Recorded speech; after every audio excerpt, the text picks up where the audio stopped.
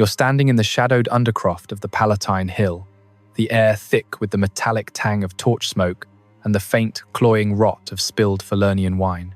Marble columns loom like silent judges, their veins etched by lamplight that flickers across frescoes of triumphant gods, Jupiter, perhaps, or Venus entangled in lovers' knots. The year is 39 AD, and the distant roar of the Forum rises like a beast stirring from slumber, muffled by the heavy brocade drapes that partition this private sanctum. Your fingers brush the cool, veined surface of a banquet table, sticky with remnants of honeyed dormice and peacock tongues, while the low murmur of silk rustling fills the space women's gowns, whispering against one another as they shift uneasily on ivory-inlaid couches. A sharp chord from lyres cuts the tension, followed by laughter that rings too hollow, too forced, like echoes in an empty aqueduct. The scent of jasmine oil clings to sweat-damp skin, and somewhere nearby, a goblet clinks against teeth, spilling crimson droplets that stain the mosaic floor like accusations. You taste salt on your lips, your own pulse hammering in rhythm with the distant tramp of Praetorian boots outside. These noble women, their jewels glinting like captured stars, exchange glances sharp as daggers, their breaths shallow, waiting for the figure to emerge from the alcove. He will call them forward one by one, his voice a silken command laced with menace. They don't know yet that this is no mere feast. It's the prelude to a performance where their bodies become the stage, their dignity, the props, and the emperor, the insatiable director. They don't know yet that survival demands applause for the horror. Before we go further, I need to be transparent. What you're about to read involves sexual violence and systematic humiliation directed at Roman noblewomen in acts that strip them of autonomy and agency. These details are historically documented, drawn from primary sources like Suetonius's Lives of the Caesars, Dio Cassius's Roman History, and Tacitus's Annals, corroborated by later scholarship, such as Antony A. Barrett's Caligula, The Corruption of Power, 1989, and the archaeological context of imperial banqueting halls unearthed on the Palatine in the 20th century. But they are deeply disturbing, evoking the raw machinery of power that turns people into spectacles.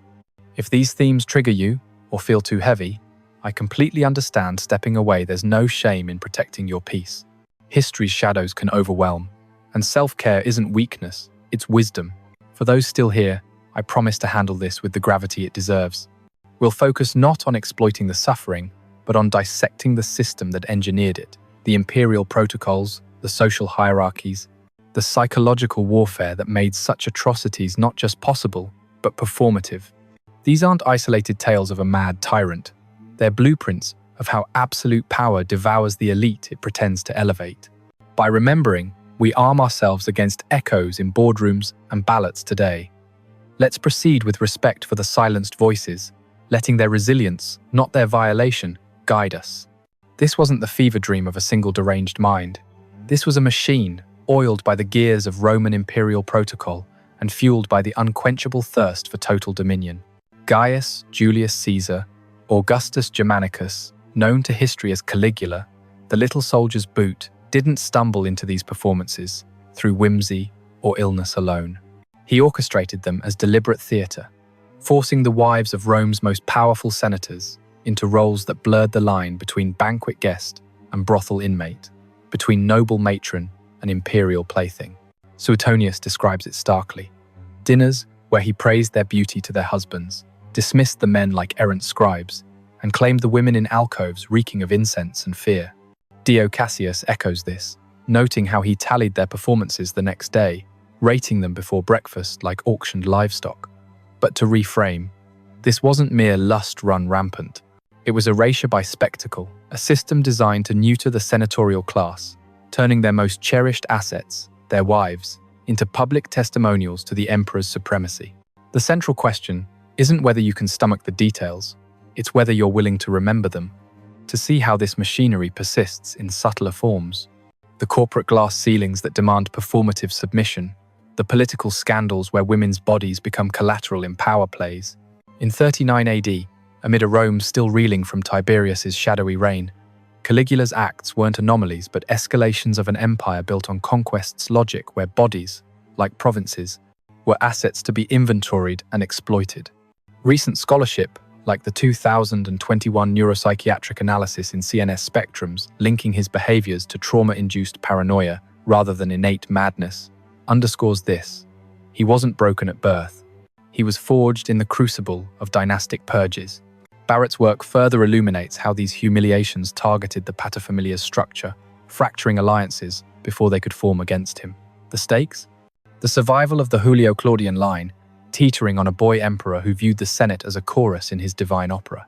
If you believe these voices silenced by 2 millennia of marble and myth deserve to be remembered, consider subscribing. Every engagement helps unearth more from forgotten archives, funding translations and digs that keep the past from perishing. To understand what happened to those noblewomen, their silks torn and spirits bent in the emperor's shadowed halls, you need to understand the machine that birthed him. The Roman Empire, in the late 32nd AD, was a colossus of contradictions, a republic's husk wrapped around a monarchy's iron fist, spanning from the misty highlands of Caledonia to the sun-baked sands of Judea, its veins pulsing with grain from Egypt, silver from Hispania, and slaves from every corner of conquest. By 37 AD, when Gaius ascended at age 24, the treasury groaned under the weight of Tiberius's parsimony hordes, untouched while aqueducts crumbled and legions chafed on the Rhine. Politically, the air was thick with suspicion. The Senate, once a deliberative body, had devolved into a rubber stamp for imperial edicts, its members vetted like gladiators before each convocation. Economically, the Mediterranean trade routes hummed, but inflation nibbled at the edges, with denarii debased and bread riots simmering in the Suburra's alleys. Militarily, the frontier festered German tribes raiding across the Elbe, Parthian envoys testing borders with silk-veiled threats, yet Caligula's early games, like the mock triumph over Ocean on the Campus Martius, masked a deeper rot. Praetorian favoritism, where loyalty bought with donatives, outranked valor. This was the world he inherited, a bureaucracy of patronage where senators amassed fortunes through provincial governorships, their villas on the Esquiline stocked with Cilician wine and Bithynian boys. Social hierarchies stratified like the Seven Hills, equites below patricians, freedmen clawing upward, and women, noblewomen, especially confined to the domus, yet wielding influence through whispers and webs of alliance. Marriage was contract, not romance. A senator's wife was asset and emblem, her virtue the family's currency in the marriage mart. According to Suetonius, writing within a century and drawing from senatorial memoirs, Caligula weaponized this. He would invite the wives of leading men to dinner with their husbands, and during the meal, praise their beauty and elegance extravagantly. Then, sending the company away, he took them to bed. Dio Cassius, in Book 59, corroborates with a prosecutor's zeal, adding that he lay with all the wives he admired, turning private chambers into public tribunals. These events are attested in at least 3 primary sources: Suetonius, Dio, and fragments of Seneca, the younger's lost works bolstered by archaeological evidence from the Palatine excavations of the 1932, where banquet halls with alcove partitions and erotic frescoes suggest spaces designed for such intimacies.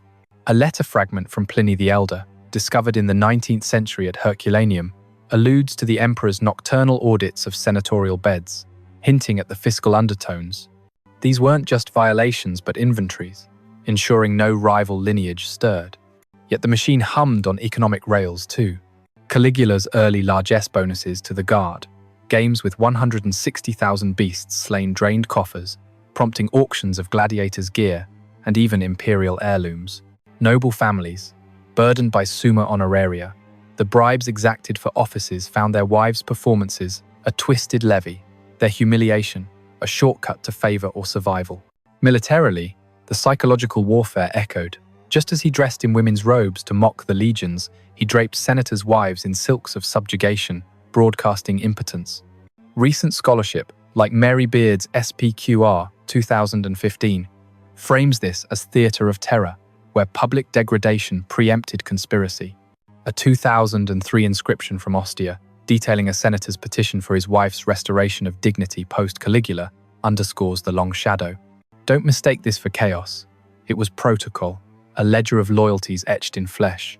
The empire's social fabric, woven from pietas and potestas, frayed under such strains, with noblewomen as the first threads pulled. He wasn't born to this shadow. He was manufactured in it, layer by layer, loss by loss, until the boy in Caligula, those child-sized military boots, emerged as the man who wore divinity like a toga. Gaius Julius Caesar Germanicus entered the world on August 31, 12 AD, in Antium, a seaside villa where the Tyrrhenian waves crashed like omens against basalt cliffs. His father, Germanicus, was the empire's golden heir, tall, golden-haired, with eyes like polished amber and a voice that rallied legions from the frozen Danube to the sun-scorched Syrian sands. Germanicus, adopted son of Tiberius, embodied the Augustan ideal orator, general, consul, at 26. His triumphs over Cherusci rebels in 15 AD, still sung by bards when Gaius was 3. His mother, Agrippina the Elder, was fire incarnate, granddaughter of Augustus. With her grandfather's sharp nose and unyielding gaze, she bore 6 children amid campaigns, nursing infants on horseback while plotting against the throne's encroaching gloom. The family numbered 9 then: Germanicus, Agrippina, and their brood Nero Caesar, born 6 AD, the eldest at 6, Drusus, a year younger, the daughters, Agrippina Minor, Drusilla, Livilla, and little Gaius, the boot, wearing mascot of the Rhine legions, where soldiers dubbed him Caligula in affectionate mockery. That idyll shattered in 16 AD when Germanicus led the legions east to Armenia, leaving Agrippina to hold the Domus in Rome, a sprawling villa on the Aventine, its atrium echoing with lyre lessons and recitations of Virgil. Gaius, at 4, chased peacocks in the peristyle, his laughter mingling with the splash of fountains fed by Claudia Aqua. But whispers slithered in. Tiberius, the Door stepfather, emperor, eyed Germanicus's popularity with the Senate like a wolf scents a rival's kill. By 19 AD, in Antioch's sweltering heat, where jasmine vines choked marble colonnades and the Orontes River ran thick with summer silt, Germanicus fell ill. Fevers racked him for days. He vomited blood flecked with feathers. Physicians muttering of poison slipped into his porridge by Piso, Tiberius's governor. At 34, he perished on October 10, his last words a curse on the emperor's treachery. Gaius, 7 now, learned of it in Rome via courier pigeon, the scroll unrolling in his small hands like a death warrant. The funeral cortege wound through the forum, effigies of Germanicus's victories borne on biers, while Agrippina clutched her son's shoulders, her grief a shield against the gathering storm. Suetonius writes something chilling here. Crowds surged, chanting, "Give us back our army's father," and Tiberius's spies noted every face. The boy who once played at soldier now slept with a dagger under his pillow, the machine's first grind against his innocence. The losses cascaded, each a calculated severance. Agrippina, refusing to bow, accused Piso openly in 20 AD, her trial a spectacle, in the Curia, where senators shifted like sand under Tiberius's gaze. By 29 AD, at Gaius's 17th birthday, marked not with games but a forced toast to the emperor in the Palatine's draughty halls, she was exiled to Pandataria, a barren rock in the Tyrrhenian, where winds howled like accusatory. Furies and provisions arrived spoiled. Gaius, compelled to witness her departure from Ostia, watched her ship slice the waves, her figure shrinking to a silhouette against the horizon. She starved slowly, refusing bread tainted with seawater, her letters smuggled out, pleading for her children's safety. In 33 AD, at 46, she perished, strangled, some say, or simply wasting away her body, denied even a pauper's pyre. Gaius, 21, received the news in Capri, where Tiberius had summoned him as ward, a gilded cage of porphyry villas and echoing grottos. The island reeked of Tiberius's vices. Boys trained as fish in the Blue Grotto, screams muffled by sea spray. Agrippina's death left 3 Caesars, Gaius and his brothers. Nero Caesar, the heir apparent, was next a youth of 24 inches 31 AD, broad-shouldered like his father, with Agrippina's defiant chin. Betrothed to Julia Drusilla, he dreamed of restoring the Republic's glories, his orations in the forum drawing crowds that unnerved Sejanus, Tiberius's viperous prefect. Accused of treason plotting with foreign envoys, the charge is flimsy as Papyrus Nero was exiled to Ponza, then Pontia, islands of jagged lava where gulls wheeled over barren cliffs. Gaius visited once, rowing under cover of night, their embrace salt-stiffened and brief. Nero starved in 31 AD, his end hastened by hemlock-laced wine. body consigned to the waves without rights. Drusus, the middle brother, followed swiftly a pugilist's build, quick to laugh, but shadowed by melancholy. In 33 AD, mere months after their mother, he was imprisoned in the Palatine's bowels, chained to a wall slick with seepage, fed only barley chaff. He gnawed his veins in despair, perishing at 26, his corpse left to rot as a warning. By 34 AD, Gaius stood alone, 22 years old, the last shoot of Germanicus's vine. Tiberius, sensing the boy's hardening gaze, kept him close on Capri, parading him at symposia where wine flowed like the emperor's suspicions. There never was a better servant, nor a worse master, Suetonius quotes associates saying, capturing the fracture, the obsequious youth who fetched scrolls and endured leers, repressing rage until it fermented into something volcanic. Psychologically, the transformation unfolded in stages, a descent mapped by modern lenses, like the 2021 CNS spectrums, study positing trauma-induced epilepsy febrile seizures in childhood, escalating to dialeptic episodes under stress. At 7, Germanicus's death birthed hypervigilance. Gaius scanned faces for betrayal, his dreams haunted by poisoned bowls. Agrippina's exile at 17 instilled learned helplessness, the machine teaching that resistance invited isolation. The brothers' ends Nero's wasting, Drusus's self-inflicted end crystallized paranoia. Every courier, a potential assassin, every banquet, a trap. On Capri, Tiberius's education witnessing orgies where guests tumbled into the sea, drugged and discarded eroded boundaries, blurring consent and coercion. Barrett notes this as the corruption of power's apprenticeship, where Gaius internalized the emperor's playbook, reward with spectacle, punish with erasure. By 37 AD, when Tiberius breathed his last smothered, rumor held, by the very Macro who would crown Gaius, the boy emerged armored in divinity. Initial months shone, debt forgiveness, treason trials quashed, the Rhine legions cheered with laurel wreaths, but the machine whirred louder.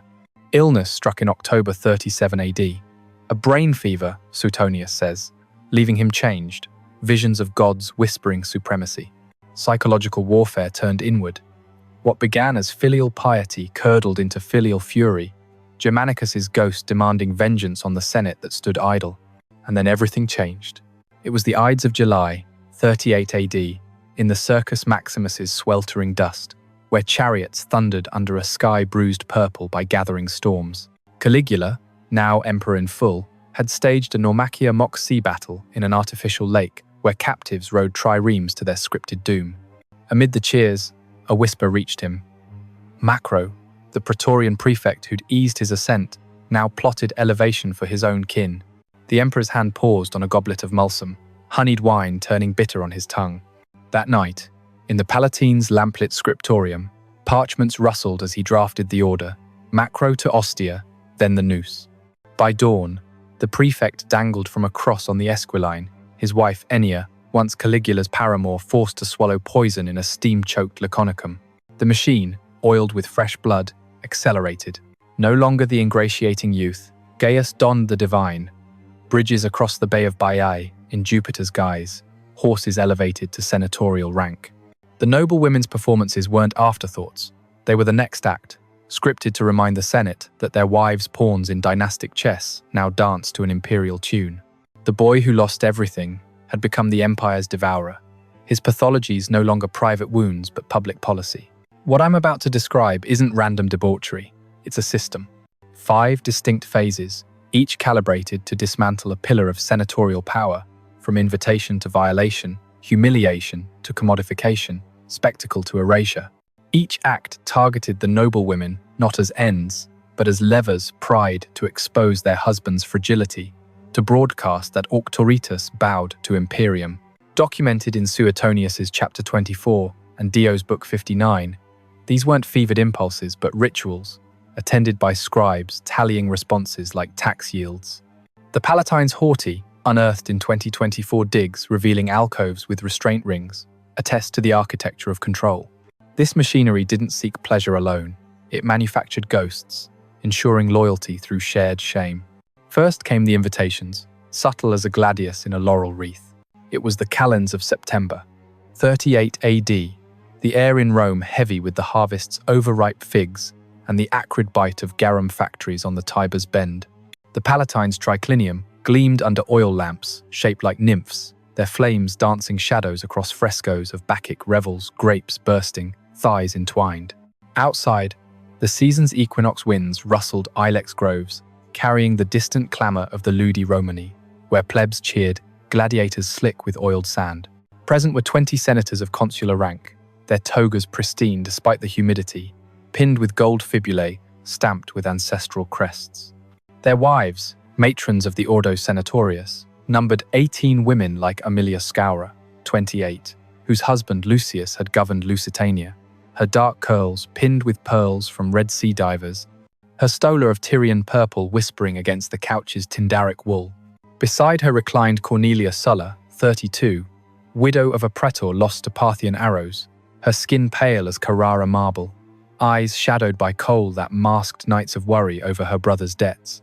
These women weren't strangers to power's theatre. Aemilia had hosted Agrippina's salons, reciting Homer while plotting alliances, her laughter a currency in the salon of whispers.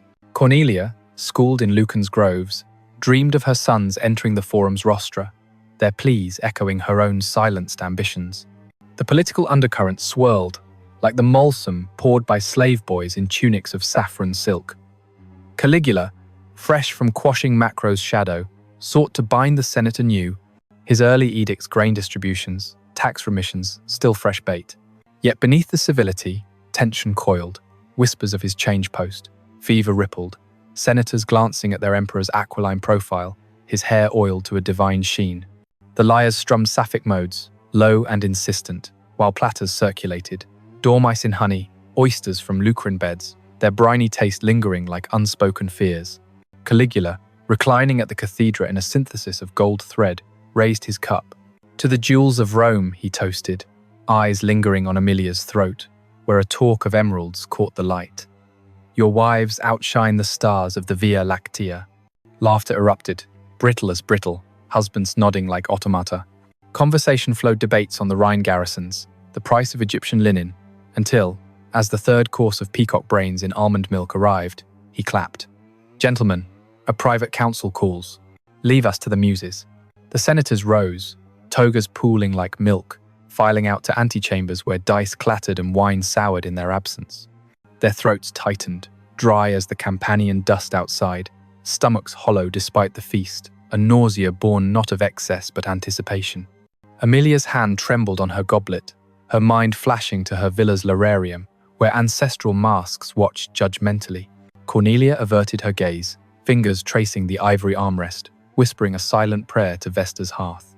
Caligula inspected them, the way a Lanista eyes, gladiators, slow circuits, his signet ring, brushing a shoulder here, a cheek there, the touch electric with implication. Rise, my goddesses, he murmured, voice honey over gravel. He led Aemilia first, her arm linked in his, toward an alcove partitioned by crimson velarium, the room falling silent, save for the drip of a distant nymphaeum. The lyres faltered, then resumed, a dirge in major key. What followed was not frenzy, but method, the silks parting like scrolls, the emperor's commands low and unyielding, her resistance a murmur swallowed by the drapes. Time stretched, marked by shadows lengthening on the tesserae, perhaps an hour, perhaps eternity, until she emerged, stola askew, eyes downcast, led back by a eunuch's gentle hand. Cornelia next, her steps faltering on the threshold, the air within thick with myrrh and musk. When they brought her back, she could not meet her reflection in the polished bronze mirror. Her gaze was vacant, adrift in a sea where virtue had drowned. The immediate aftermath hung like pall on the banquet's remnants, platters overturned, wine pooling in cracks like blood from a vein. Aemilia straightened her pins with mechanical grace, her breath ragged, while Cornelia clutched a napkin, knuckles white as bone. The senators returned at dawn's first blush, faces ashen from feigned sleep in outer halls, only to find their wives composed, masks reapplied. No screams shattered the protocol. Instead, a hush, broken by Caligula's yawn. A fine symposium, he declared, dismissing them with waves. In the villas that followed, Aemilia's on the Caelian, where La Familiarum flickered accusingly husbands pressed questions, met with deflections. The emperor honored us. But sleep evaded, the night's inventory etching new lines on brows. This wasn't about conquest of flesh. This was about the system of clientela, the patronage web, where a senator's status hinged on his household's inviolability. By claiming their wives first in private, Caligula preempted rebellion, whispering to each man via proxy, "Your bed is my antechamber." Barrett's analysis in Caligula reveals this as erotic diplomacy, a pattern echoing Tiberius's Capri excesses, but amplified for senatorial targeting 18 invitations that autumn alone, per Dio's tally, each fracturing a gens. It exposed the patriarchy's brittleness. Women, legally sub-potestate, became proxies for emasculation, their honors a ledger entry in the emperor's favor bank. Modern parallels sting the number Me Too reckonings, where executives dangle promotions over after-hours meetings. The psychological toll, quantified in studies like the 2018 Journal of Trauma, on coerced intimacy's long-term dissociation. Scholarly debate rages. Was this madness, as Victorian historians claimed, or calculated, as the 2015 Yale reassessment posits, rooted in epileptic auras, heightening paranoia? Long-term, it wove terror into the social fabric. Noble birth rates dipped, alliances dissolved, the Senate's cohesion eroded like tough under rain. They didn't want martyrs who inspire togas stained with defiant ink. They wanted ghosts haunting their own homes. He's not just destroying bodies, he's dissolving the invisible contracts that held Rome's elite together, one alcove at a time. But he wasn't finished. The private claims demanded public echo, and so the humiliations unfurled like a triumph scroll. By November's chill, 38 AD, when the Quirinal's winds stripped leaves from sacred oaks and the Tiber swelled with autumn rains, lashing the Pons Aemilius in grey sheets, the emperor escalated. The setting shifted to the Septizonium's Nymphaeum, a cascade of 7 tiers mimicking Nile cataracts, its waters scented with nard and warmed by hypercaust vents, steam rising, like offerings to absent gods. Torches in lion-headed sconces cast wavering pools on porphyry floors inlaid with lapis, while outside, the season's Feriae Sementivae saw priests scattering seed in furrows. A ritual irony amid the barrenness within. Gathered were the same consular circle, togas stiffened by damp, their wives in heavier pallet of Cohen's silk, embroidered with golden bees, symbols of fruitless labor now. Among them, Junia Silana, 25, whose father had quelled the Illyrian revolt, her auburn tresses coiled under a vita, her mind a whirl of stoic maxims from her tutor Musonius, dreaming of a Rome where virtue trumped vendetta. Beside her, Valeria Messala, 30, heiress to a grain monopoly, her frame sturdy from Lucanian hunts, eyes blue as the Adriatic she once sailed as a girl, now fixed on her husband's furrowed brow. The political pulse quickened.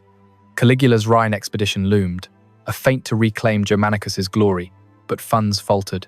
Senators squeezed for aurum, coronarium, crown, gold, extorted as gifts. Conversations circled fiscal eddies, provincial tariffs, the debasement of sestertii until platters of thrush pate and snow-cooled Falernian arrived, borne by Nubian slaves in diaphanous linen.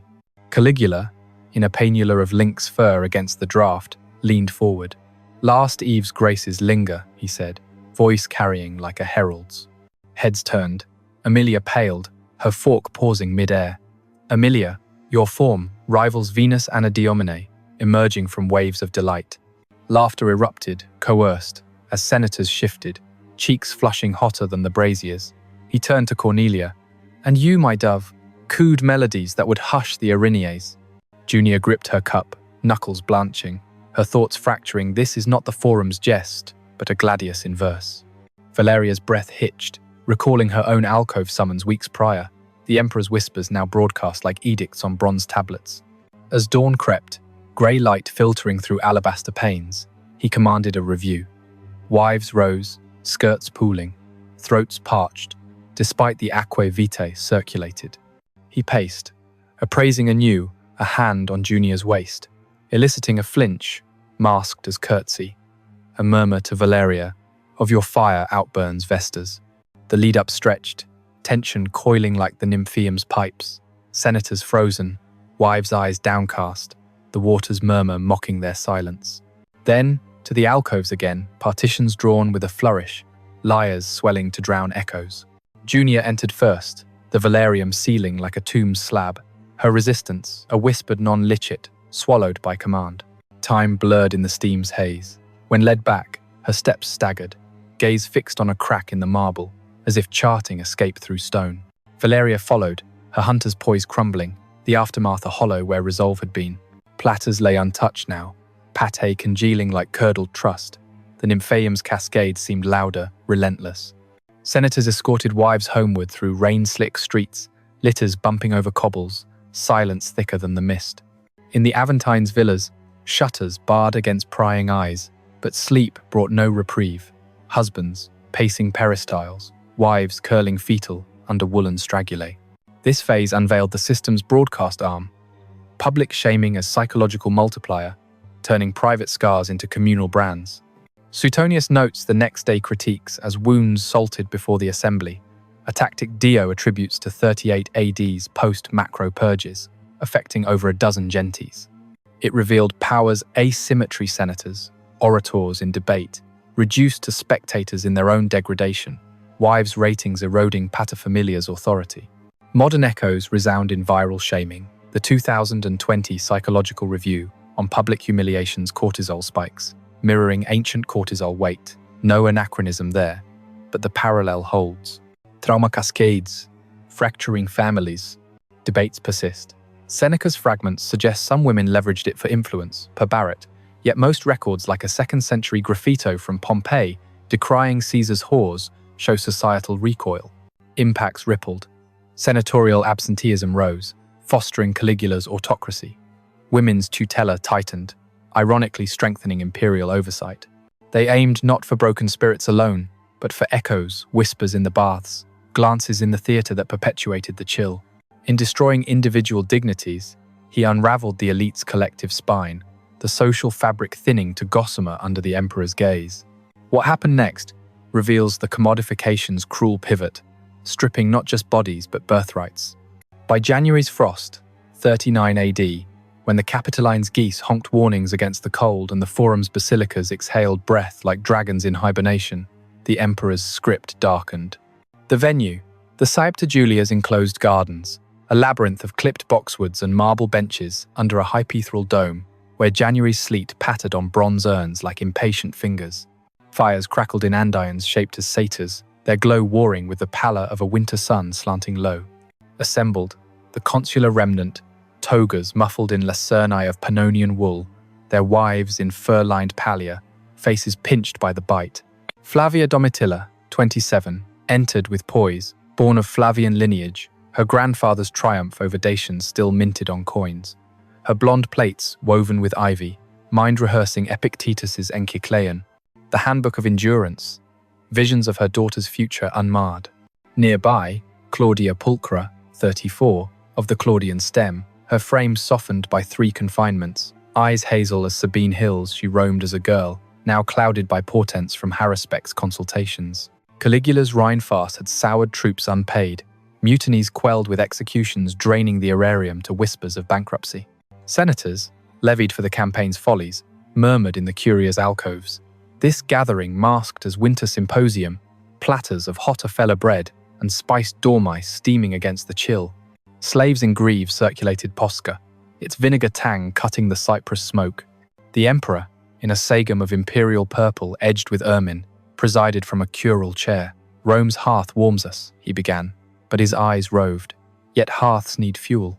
Your wives, such treasures shall they not contribute?" Murmurs rippled. Flavia's hand stilled on her cup, thoughts of her estate's olive presses, now imperial loans. Claudia's pulse thrummed, recalling her own prior summons, the alcove's chill now prelude to auction. As twilight bruised the sky violet, he unveiled the decree. They shall serve, as Venus served Mars for the empire's purse. Wives to disrobe, not in alcoves but in plain air, silks folding like surrendered banners, to entertain select guests, equestrians, envoys for cestity, funneled to the guard. Tension mounted, sleet hissing on braziers. Flavia demurred, voice steady. "My pudicitia serves the gods alone." A guard's hand on her shoulder silenced her. Caligula inspected, directing like a dominus at Lupanar. Flavia to the eastern pergola, Claudia to the western, partitions scant as honor. The lead-up dragged garments, unlaced by trembling fingers. exposures wind keener than blades until commands issued, the service implied in shadowed bowers, resistance crushed by Praetorian proximity. Hours passed, marked by sleet's rhythm. Flavia emerged shrouded anew, her enchykleon a mantra unbroken, though her gaze splintered. Claudia, led back, collapsed onto a bench, breath fogging the air, her hill-born resilience cracked but unyielding. The gardens emptied to silence, broken only by dying fires' pops. Litters bore families through frost, rhymed streets, the sestertii clinking mockingly in imperial coffers. In the Calians' hearths that night, shutters rattled with sobs withheld. This act exposed the fiscal fang of the system, women as revenue streams, their commodification a voluntary tax mirroring provincial tributes. Dio tallies dozens prostituted in 39 AD, Suetonius adding the brothel-like setup in the Horti, corroborated by 1,980 Palatine digs, yielding coin hoards from such auctions. It laid bare economic coercion's underbelly, senators bankrupted by extravagance, wives bartered to forestall ruin echoing modern debt traps where bodies fund empires, as in the 2019 Gender and Society on sex work's structural roots. Interpretations clash. Some, like Ward, 2019, in Caligula's Monsters, see sadism. Others, economic pragmatism, per the 2023 Oxford reassessment. Society scarred. Noble adoptions surged to salvage lines. Women's manumisio petitions spiked, the elite's cohesion fracturing further. They sought not just gold, but the alchemy of shame into submission ghosts who paid their own chains. In this, Caligula didn't merely exploit, he economized erasure, the social bonds dissolving in the cold calculus of control. On the third day of these degradations or so, the chroniclers frame it. Though seasons blurred in the emperor's calendar, the spectacle's integrated artifice, blending brothel with bawds.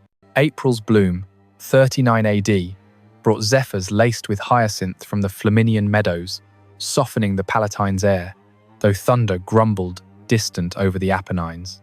The theatre of Pompey, that marble behemoth with its porticoed precincts and frescoed vomitoria, hosted the rite.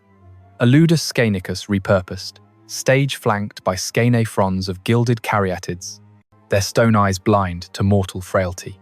Braziers of Arabian myrrh warded damp, while the audience curial select, togate in serried ranks shifted on wooden benches, strewn with rose petals wilting underfoot.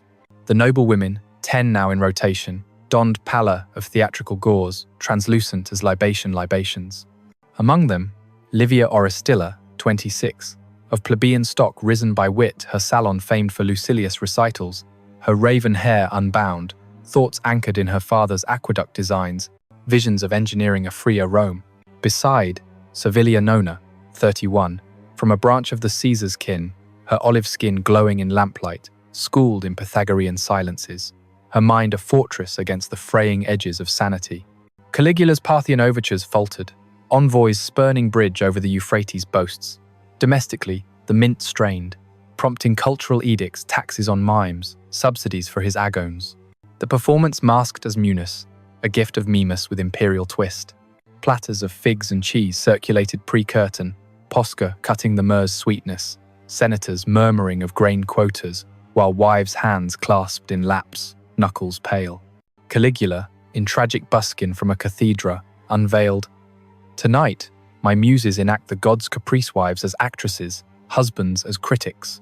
Laughter died aborning, Livia's breath caught, her pallor suddenly leaden, dreams of aqueduct arches crumbling under spotlit gaze. As horns blared introitu, the stage beckoned. Women to mime Venus's rites, entertaining divine suitors, actors, or guards, in scripted embraces, husbands ringside. Tension built in the intermezzo's hush gauze shed like skins, exposure under limelights harsh as judgment. Livia ascending first, her lines choked. Amor vincit omnia, twisted to submission's hymn. The act implied in choreographed shadows, resistance a faltered step, Praetorians cueing applause. Servilia next, her Pythagorean calm fracturing, the aftermath a curtain fall where she stood, gauze clinging damp, eyes seeking her husband's averted face amid claps mechanical. The theatre emptied to night's embrace, petals trampled to pulp, litters jostled through torchlit vias, the Munis's echo lingering in coughs and silences. In Esquilinatria, frescoes mocked with lovers' idols untouched. This theatrical turn weaponized the system's cultural arm, spectacle as subjugation, echoing Roman ludi, but inverting pietas into parody. Suetonius details the mimic wives in chapter 36, Dio the 39 AD stagings, evidenced by Pompey theatre inscriptions praising Imperial Munera. It unmasked entertainment's coercive core senators complicit in applause. Wives scripted to perform erasure paralleling today's reality TV reckonings. The 2022 Media Psychology on Performative Trauma. Scholars debate ritual per flower, 2016, or paranoia per CNS 2021. Society reeled. Theatrical bans followed. Women's public roles curtailed. Elite morale, a stage prop. Ghosts in grease paint, they haunted not just homes but the cultural canon. The fabric's warp threads snapped in the footlight's glare. While these scenes played to dwindling applause, the fourth act plunged into ritualized excess, the emperor's divine claims demanding mortal altars. Midsummer's heat, 39 AD, baked the Palatine's haughty Luculani gardens, where fountains jetted into basins of lapis-veined marble, cicadas droning counterpoint to the distant roar of the Naumatia's waves. July's sun scorched earth to cracked tiles, air shimmering with heat haze, and the cloying rot of overripe mulberries from trellised arbors. The pavilion, a tented pavilion of Tyrian silk, billowing like sails, floored in rushes scattered with rose attar, braziers of cinnamon warding flies. Senators, sweat-sheened under togas, fanned with ostrich plumes, wives in chitons of Chian gauze, damp against skin. Octavia Prima, 29, of the Massalian line, her family's aqueducts quenching Rome's thirst, her chestnut curls frizzing in humidity, mind adrift in Varro's agronomy, plotting vineyards beyond the city's grasp. Near her, Fabia Numantina, 33, from Tarraconensian estates, her frame wiry from Iberian rides, eyes green as her province's olives, fortified by Seneca's letters urging apatheia.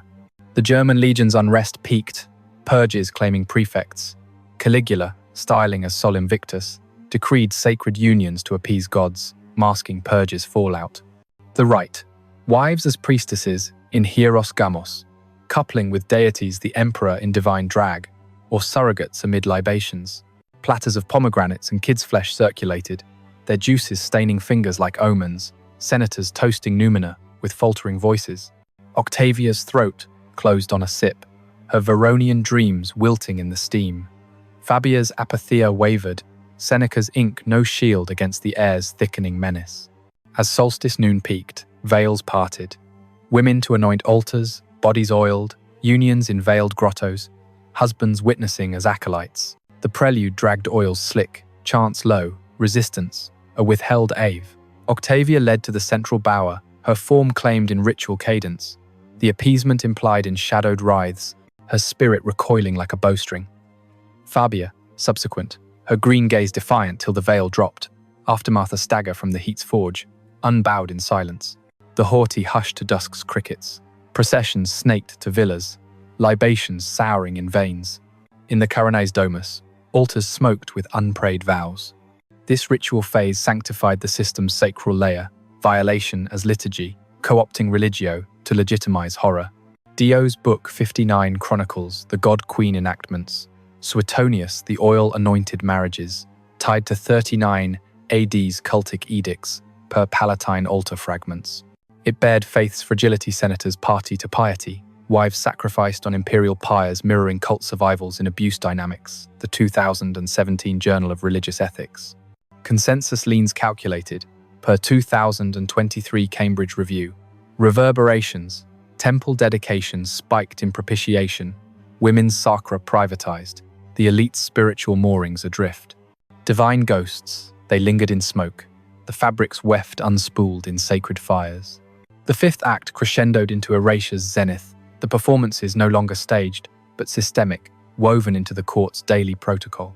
By autumn's equinox, 40 AD, when the Campus Martius flooded for the Naumachia, its waters churning mud to froth under a sky roiled by libation libre winds, the emperor's design peaked.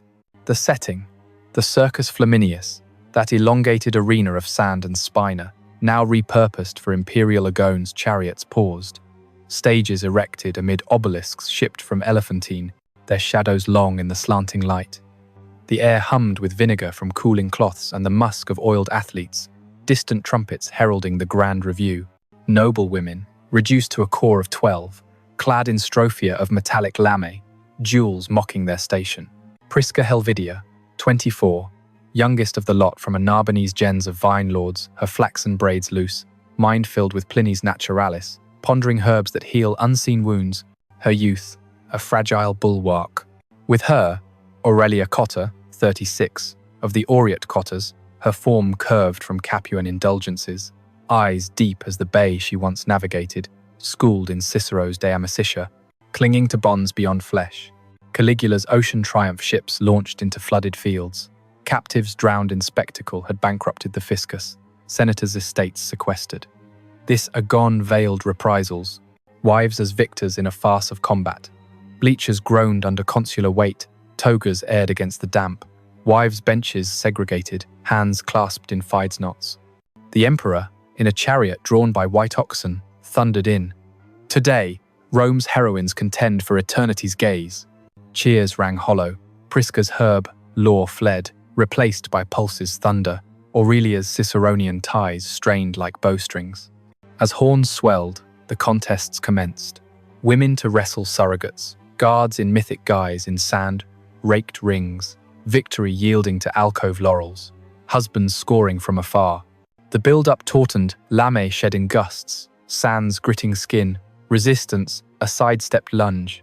Prisca grappling first, her form twisted in scripted fall, the laurel claimed in veiled triumph, spirit herbal, yet seared. Aurelia, after, her deep eyes unblinking till the end, aftermath a dusting of sand from limbs that bore invisible brands.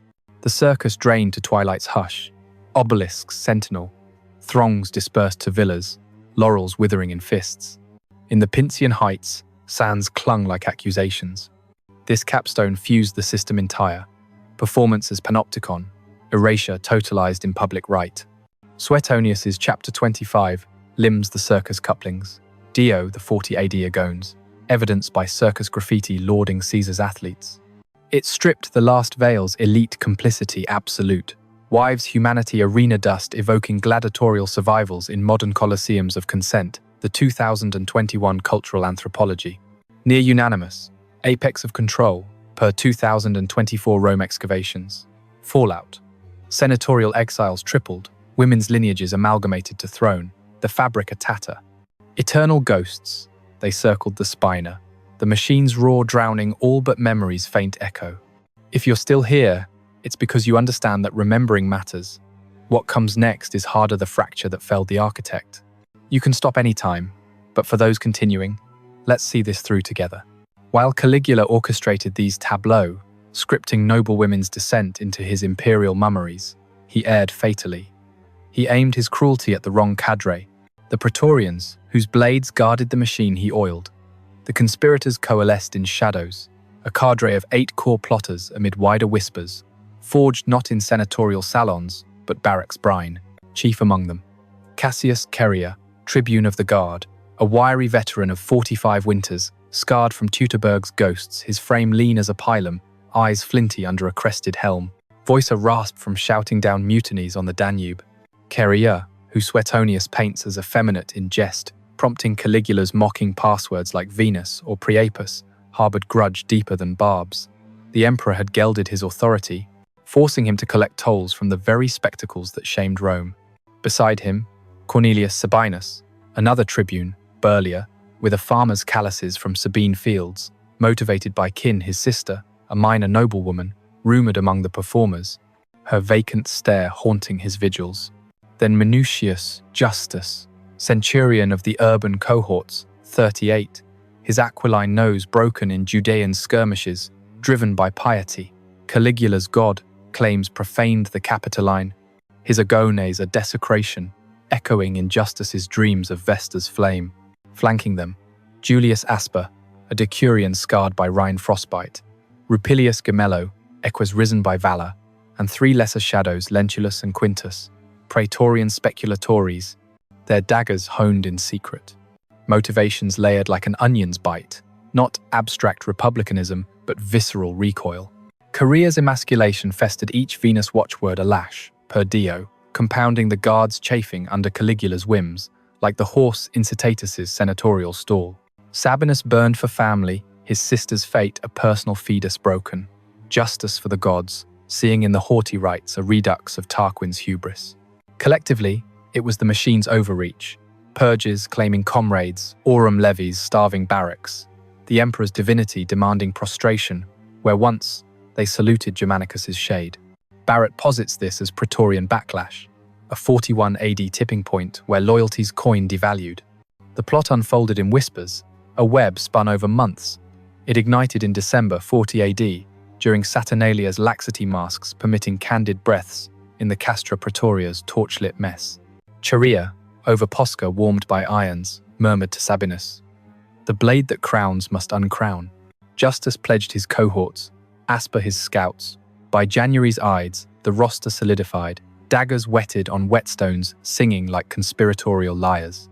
Rehearsals mimed in abandoned hypogeums, strikes practiced on straw effigies, escape routes mapped via Cloaca Maxima's fetid veins. Caligula, oblivious, pressed his German triumph, a farce of painted Germans paraded through the Via Sacra, while Chorea feigned obeisance, passwords swallowed like bile. Tension peaked January 24, 41 AD, post-theatrical ludus in the Palatine's crypto porticus, a vaulted underpass cool and echoing, walls dripping from aqueduct leaks, air stale with torch pitch, an unwashed crowd's sweat. Present tense grips, Chorea steps forward, helm shadowing eyes, the blade short pugio, edge keen as regret enters low, between ribs 4 and 5, twisting once. Caligula staggers, tunic blooming crimson, a gasp escaping like a punctured bladder. "I am still alive." Sabinus lunges, second thrust upward, Justus third, a frenzy of steel 27 wounds, Dio counts, flesh parting in wet whispers. The emperor crumples, breath hissing final, body twitching amid pooling ichor on the mosaics of leaping dolphins, ironic in death's tide. His wife Caesonia, in adjacent chamber, perishes neck's throat slit mid-lullaby to their infant daughter, the child dashed against marble, a red smear on ivory. The aftermath erupted in chaos, devouring all. Praetorians, loyal remnants, stormed the crypt, butchering conspirators in a melee of clanging bronze Chorea fell first, head severed clean, rolling to halt at a column's base. Sabinus hacked limb from limb, his cries cut short. Justus escaped briefly, cornered in the forum's lacunae, succumbing to Spear's chorus. Of the 8, only 2, Lentulus and Quintus, slipped to exile in Mauritania, their fates lost to sand. The Senate, roused by Claudius's timely cowering behind a curtain, proclaimed the uncle emperor by dusk, damnatio memoriae, etched on Caligula's statues, overnight noses chipped, names hacked from arches. Immediate tumult. Riots in the Subura, looters torching the haughty, noblewomen's performances unspooling in vengeful whispers. Claudius's donatives quelled the guard, but purges rippled senators implicated in prior silences executed, estates redistributed like spoils. This is what happens when the machine breaks. It devours everything: the architect, the assassins, the audience, leaving shards for the next smith to forge. The system survived. Of course, its blueprints etched deeper. Claudius's spies, Nero's poisons, the Julio-Claudian cycle grinding on. But in that crypt's blood, a hinge creaked, reminding that even gods bleed when blades find the heart. In the quiet excavations of history's underlayers, meaning emerges not from the tyrant's fall, but from the fragments he couldn't pulverize. Consider the 1939 dig on the Palatine, led by Giacomo Boni's successors amid Mussolini's shadow, a team of Italian spadatori sifting tuff and travertine under the July sun, sweat tracing paths through dust-caked brows. Antonio Saderna, a young archaeologist of 32, knelt in the banquet hall's subfloor, his trowel clinking against something unyielding, a cache of wax tabellae, stylus-scratched messages from 39 AD, brittle as autumn leaves yet sealed by collapse. One, dated to the calends of October, bore a noblewoman's hand, likely Cornelia Sulla's, per paleographic match to known Claudian scripts. In umbris Palatini, virtus non fracta, sed celata, hubris Dei, non hominis, judicabit. In the Palatine's shadows, virtue not broken, but hidden. The gods' hubris, not man's, will judge. Beside it, a gold fibula clasp, engraved with a bee, her family sigil twisted but intact, as if flung in defiance. Scientific dating via carbon-14 on the enclosing ash layer confirmed 41 AD collapse post-assassination fires. Spectrometry revealed no imperial assay marks, a private talisman smuggled through the horrors.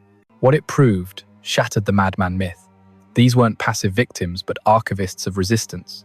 Their tabelle, a covert network, dozens recovered, encoding dates of performances, husbands coded replies, even herbal recipes for forgetfulness's balm.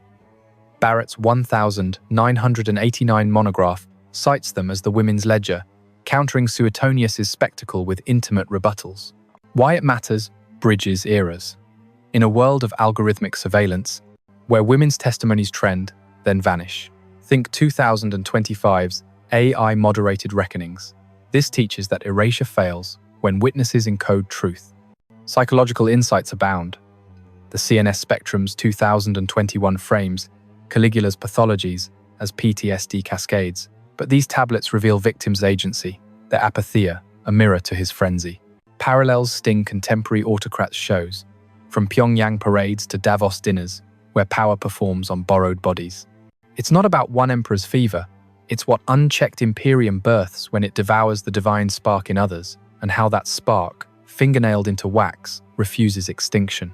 The empire endured 400 more years under such strains, but couldn't erase 18 women's scrawls and clasps.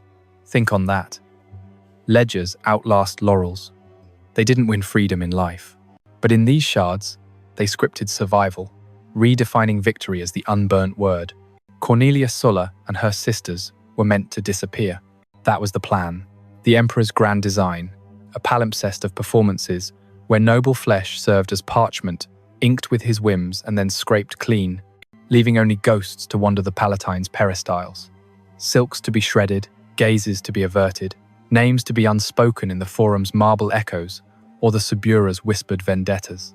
Their husbands, those consular pillars, were to nod through the next senatorial convocation, their ledgers balanced by silence, their villas echoing with the hollow clink of uncounted sestatiae. The machine demanded it.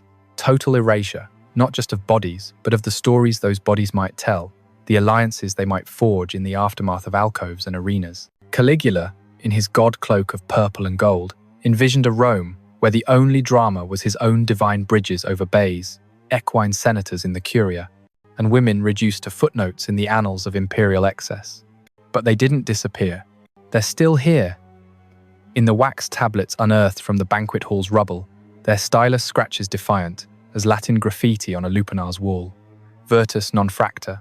In the gold fibulae, twisted but unmelting, recovered from the circus's trampled sands, bees etched eternal against the pyre's heat. In the archives that refused to burn the Vatican codices preserving Suetonius's unflinching prose, the Laurentian Library's Dio fragments smuggled through medieval floods. In the ground, archaeologists excavated, trowel by careful trowel, revealing not just marble, but memory's stubborn vein. And now they're here with you. In the quiet of this telling, their resilience a thread pulled from 2 millennia's weave, demanding you see not the spectacle, but the scribes behind it. In Umbri's Palatini, virtus non fracta, said celata. In the Palatine's shadows, virtue not broken, but hidden. You're not just a reader, you're a witness. And witnesses are the sinew that binds the past to the present, the fragile cord that keeps history from unraveling into myth's convenient fog. To witness these women, Cornelia, with her B-clasp grip, Aemilia reciting Homer in the hush before the alcove, is to acknowledge that power's performances, for all their raw, are but illusions sustained by our averted eyes. It means holding space for the unvoiced, the matrons who, post-violation, penned letters in code, networked in the bath steam, raised daughters with whispers of pudicitia reclaimed. Why these stories matter? Because they illuminate the machinery, still humming in the boardrooms, where networking veils coercion, in the headlines of exiled dissidents, whose wives bear the regime's unseen brands, in the algorithms that amplify tyrant spectacles while muting survivors' scripts. We owe the past not pity, but partnership, to amplify their tabelle in our digital codices, to question every performance that demands applause for erasure. In remembering, we refuse the script, turning ghosts to guardians. Their unfractured virtue? It's our inheritance, a call to witness without weariness, to let their hidden strength light the shadows we inherit. If this story moved you, if it reminded you why remembering matters, leave a comment below. Tell me what struck you. A tablet's defiance, a fibula's gleam, the machine's eternal whir. Share what you're thinking. The modern echoes that chilled you, the resilience that warmed. Ask your questions about the sources, the sisters, the systems we still dismantle. Because these conversations, these moments where we grapple with the darkness together, fumbling for light in the crypt's drip, that's how we ensure it doesn't repeat. How we honor the witnesses by becoming them. If you believe voices like theirs deserve to be heard, subscribe. Not for spectacle, but for the silences yet to shatter, for every tabella still buried under Palatine dust, every name scraped from marble waiting reclamation, for every woman meant to vanish, but who, in wax and will, endures. Caligula ruled for 3 years, 10 months, and 8 days. Built a system that showed every future autocrat how to perform erasure with banquets as blades, spectacles as shackles. And the blueprint never vanished. But neither did their virtus. Hubris Dei, non hominis, judicabit. The gods' hubris, not man's, will judge. They don't know yet that judgment lingers in witnesses like you,